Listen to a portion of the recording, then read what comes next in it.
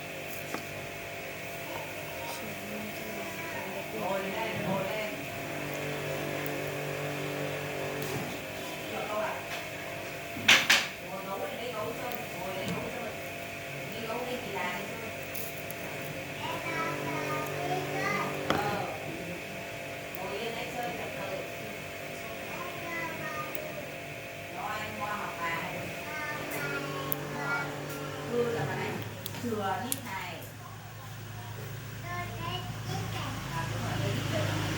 Chừa đít này. Chừa đít chị đà này nha. Mông đúng có đẩy như con chị đà không? Này hả? Và cô thử nhá. Cô thử kiểu đúng nhá. Chừa này cô đừng đẩy cười khoảng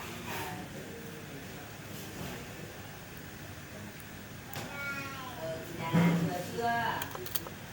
Còn nhớ không? Điền, có tên này, cho tên này ghé.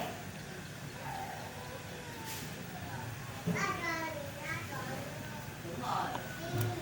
Không được, chị đi đang viết bài. Ngồi đây, ngồi. Ngồi đây, bà cũng ngồi đây ghế. Ngồi coi tên này đấy. Chị đi đang học bài. Ngồi đây. Rồi chị là đây, chị là hư à? Chị là hư này. Chị là hư à? Hư à? Bà nói chị nghe lời, nghe chưa? Mà giật bà đánh nha. Đúng rồi, đấy. Chưa. Nói không nghe.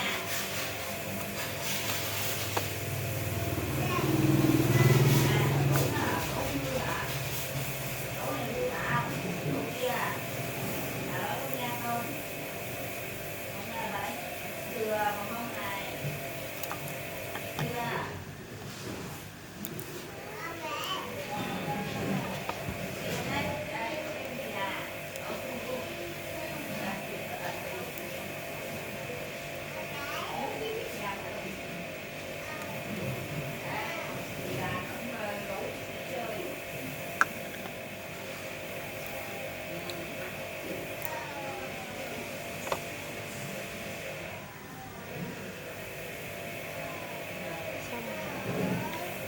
Đây chưa?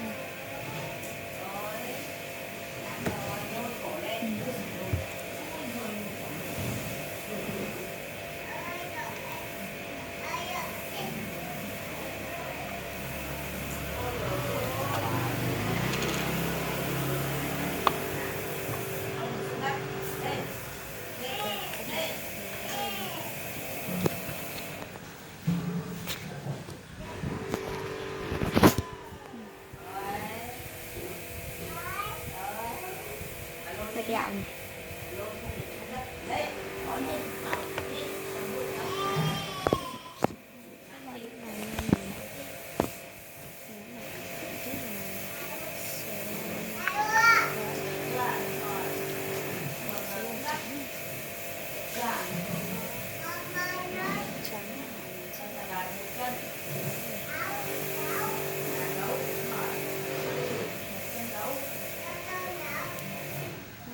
Yeah.